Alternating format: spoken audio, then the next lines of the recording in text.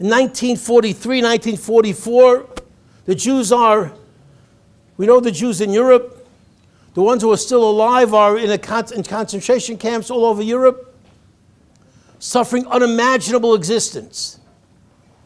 And it's such an existence for the Bluzhever Rebbe and his Hasidim who were in one particular camp. Many of his Hasidim were together with him. And this great tzaddik was asked by his Hasidim, the very request is a miracle. That they said to the Rebbe, can you please go over to this Jewish capo, this Jewish collaborator? Unfortunately, there were many Jewish people who decided, you know what, it's easier for me to be on the Nazi side and be involved in supervising the Jewish workers and to be involved in very often sometimes their torturous situations than to be the tortured. So they were Jewish collaborators. They were called capos. And one capo was in charge of this particular place where the Bluzhever Rebbe was, this great tzaddik and his Hasidim. And they said, could you please go over to that capo? They asked the Rebbe, and tomorrow it's Yom Kippur. We don't want to break the laws of Yom Kippur. We have to do work every single day. We know that, but if he can adjust the work. And they knew and he knew. These guys very often, they learned Gemara and they learned Torah. And they knew the difference between a derisidic halacha versus a rabbinic halacha. And they said, can you please go over to him and ask him, maybe tomorrow when we show up for work, can you adjust the work that we shouldn't break any Torah laws?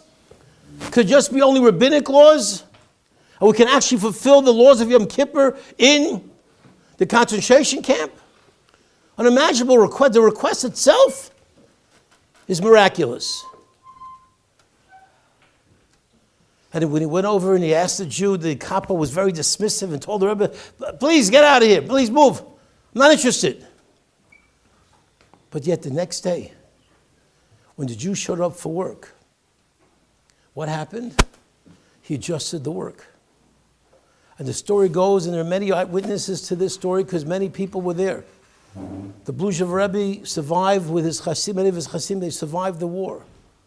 They lived to say over this story that the Jews were actually singing while they were doing work in the Gehenim of Auschwitz. And while they were doing the work, they were literally singing whatever they remembered of the Yom Kippur davening. They were singing by heart, celebrating the fact that they were able to keep the derisive laws of Yom Kippur. What an incredible sight. If the story ended right here, it would be an amazing story. But it doesn't end there, Rabbi Isai. Because while every single day, a Jew basically received about 300 calories of rations from the Nazis, Yamach Shemam v'Zichram.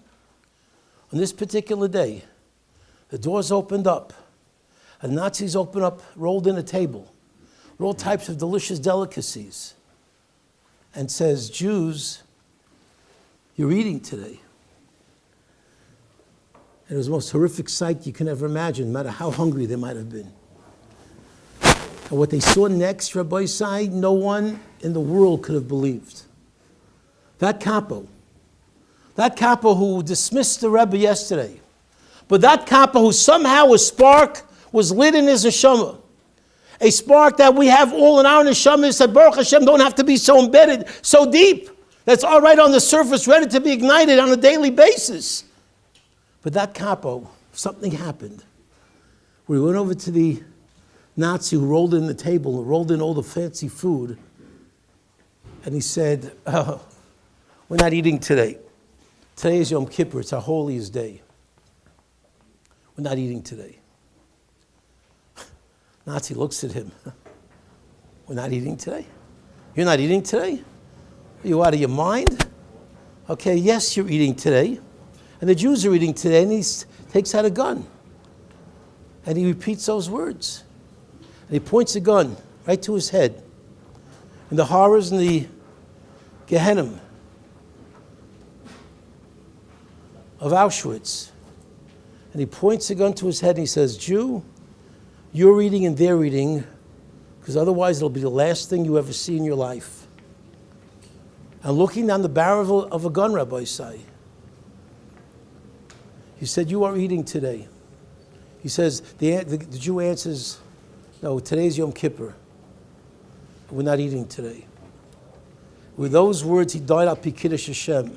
That Nazi Yamach Shemai killed him. to the absolute shock and amazement of the Bluzhever Rebbe's Hasidim.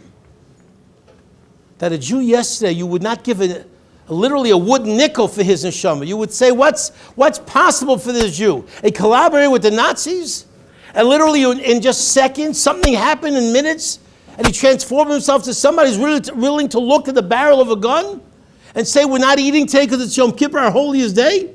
What did you believe a minute ago? What did you believe yesterday? Rabbi say, that's the Yiddish neshama, Rabbi say. How do you sell any Jew short? How do you not understand that what we've been given, the neshama that we have is a unique neshama? It's that same spark that for the last 3,000 years we have endured, no matter what the world throws at us.